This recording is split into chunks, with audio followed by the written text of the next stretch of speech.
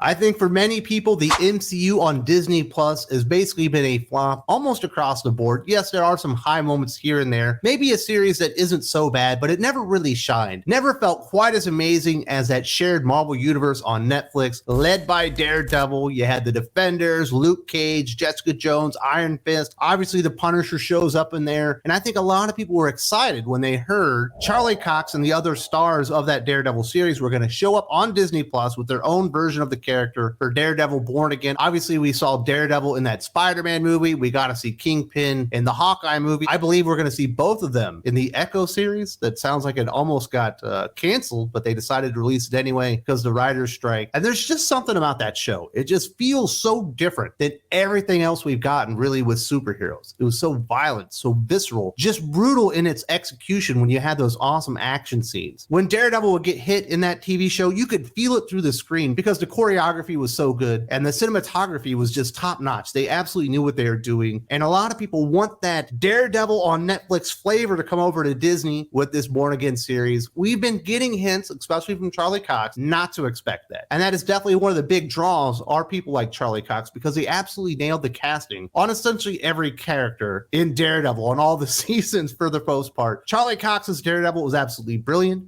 When he's playing Matt Murdock, you could understand why nobody really see him as a threat. He's just Matt Murdock. He's the blind lawyer. He's not going to be able to kick anyone's butt. He's not really anyone to worry about. But then he's also charming enough where you can understand why Elektra might be interested in that guy. You can understand why Karen might have her eyes for old Matt Murdock because he's got that charm, even though he's got his disability. Charlie Cox absolutely nailed it as Daredevil and Matt Murdock. Really good stuff there. I also like the casting of Foggy. I'm a big fan of that actor. I grew up on the Mighty Ducks movies. I believe he Fulton? He was also in what was that one? The Butterfly Effect, that movie. He's definitely the best part of that movie as well. He's a really good actor. Always like him in everything that he does. The best casting of all, of course, is Vincent D'Onofrio as Kingpin. How can you put Kingpin, into a movie or into a TV show? The Kingpin's like 7 feet tall and 500 pounds in the comic books. There's literally no one in this world that can capture physically who the Kingpin is as far as the dimensions and stuff go. They tried to do it with Michael Clark Duncan, I believe.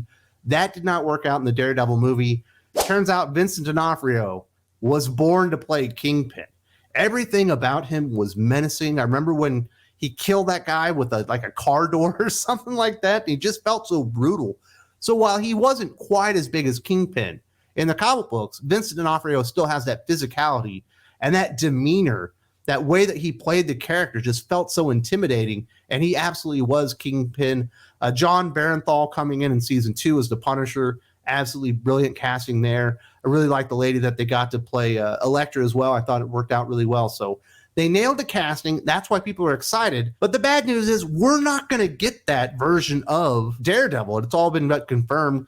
Recently, one of the stuntmen from the Daredevil TV show kind of opened up on it and basically spread out the bad news. Word of Marvel's outlook towards the upcoming Disney Plus series was first made public courtesy of professional Hollywood stuntman Chris Brewster, who most notably served as the stunt double for both Chris Evans in Captain America: The Winter Soldier and Charlie Cox in all 3 seasons of the original Daredevil. During a June 21st appearance on the Ikuzo Unscripted podcast, talking about whether or not he would be joining the production, he said, "It's probably too late to change it now." The veteran stuntman further buried any hopes of his return by revealing that Marvel has told every person working on that show that they don't want Born Again to look anything like the Netflix Daredevil series, later adding, nobody that worked on the original series other than the cast that they're bringing back is coming back. And that is absolute stupidity on the part of Kevin Feige, Bob Iger, and everybody else in charge of Marvel Studios in Disney. There's a reason people really like those cast members. It's not because they were just all great cast. It's because the look and feel of that Daredevil series is just spectacular. It's literally the greatest superhero show ever created in the history of the world. It's the best execution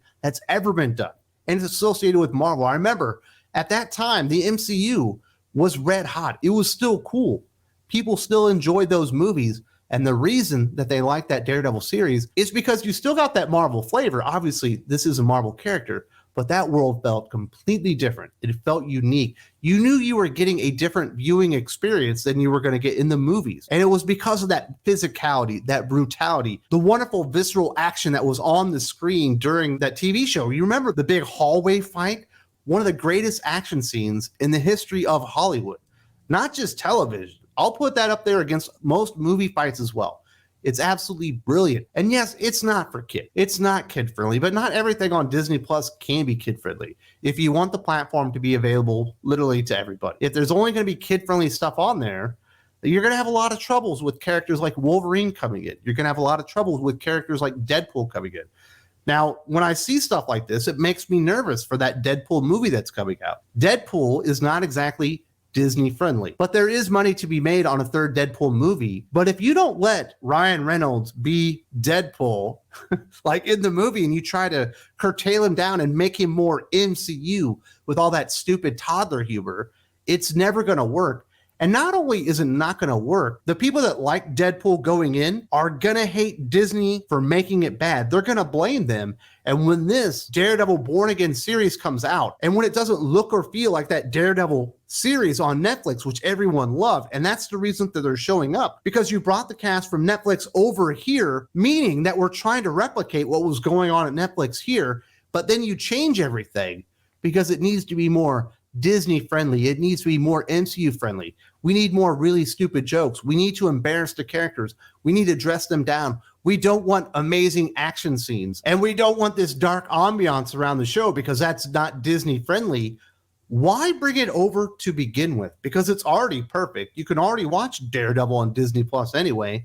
Why dumb anything down, especially when you have a winning formula and you have an enormous audience that already likes the character? People were excited to see Charlie Cox in Spider-Man No Way Home, not because we were going to get the MCU like pussified version of Matt Murdock Daredevil as he transitions into the Marvel Cinematic Universe and gets dumbed down. It felt exciting because he felt like something different, something new entering in that we already knew what he was.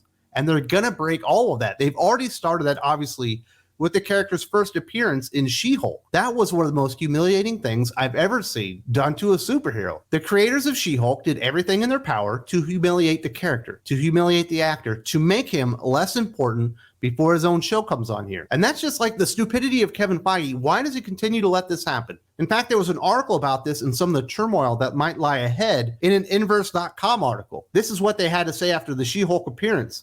Daredevil's portrayal in the MCU has been competent so far, but the future arrivals of darker characters like Deadpool, Wolverine, and Punisher could be subject to the same MCU filter that renders them less like on-screen characters and more like video game avatars. And if Daredevil's series on Disney Plus, Daredevil Born Again, looks like Daredevil's appearance in She-Hulk, we'll have a problem. Fans wanted Daredevil in this franchise again, but is it worth it if Daredevil looks less like the Dark Hero fans remember, or more like another MCU action figure? There's a reason fans love Daredevil to begin with, and it wasn't because he was like everyone else in the Marvel Universe. Absolutely well said.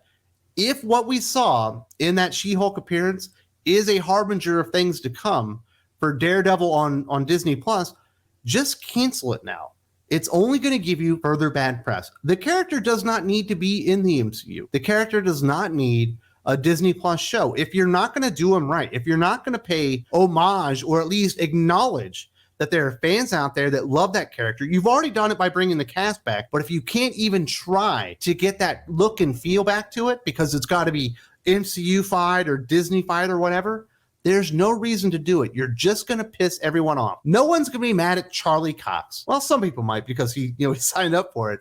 But nobody's really going to be mad at Vincent D'Onofrio. They're going to be mad at Kevin Feige. They're going to be mad at Bob Iger. They're going to be mad at Disney. They're going to be mad at Marvel Studios. And there's no reason to bring even more heat on yourselves when you're losing money left and right and destroying franchises basically at a record pace here. It's okay if Kevin Feige and Bob Iger think that version of Daredevil on Netflix is a little bit too far. Yeah, you can bring it back. It doesn't need to be quite that gory. It doesn't need to be quite that violent. Maybe it doesn't even need to be quite that dark. But that needs to be the basic look and feel of the TV show if you actually want it to be successful and not make people more resentful of what they're getting on Disney Plus with the MCU these days anyway. Obviously, we've also got the first appearance of Wolverine coming up in this Deadpool movie as well. I imagine they're going to do something to make Wolverine more MCU friendly as well. No one's asking for that. Fans of these characters would just like good, accurate portrayals of the characters within the MCU, especially if you're going to go outside and you're going to grab Ryan Reynolds and bring him back as Deadpool. If you're going to go out there and grab Hugh Jackman as Wolverine and bring him in. If you're going to go out there and grab a Charlie Cox as a Daredevil. Watering down these versions of the heroes is just going to make the MCU die an even faster death because people are just going to give up on it altogether. And we've kind of known this for a while, that they had some really bad plans in mind when it came to Daredevil on Disney+. I talked about it not too long ago, so this isn't the first time we knew something was awry, but it's really the first confirmation that something is really messed up here. There's also a link in the video description.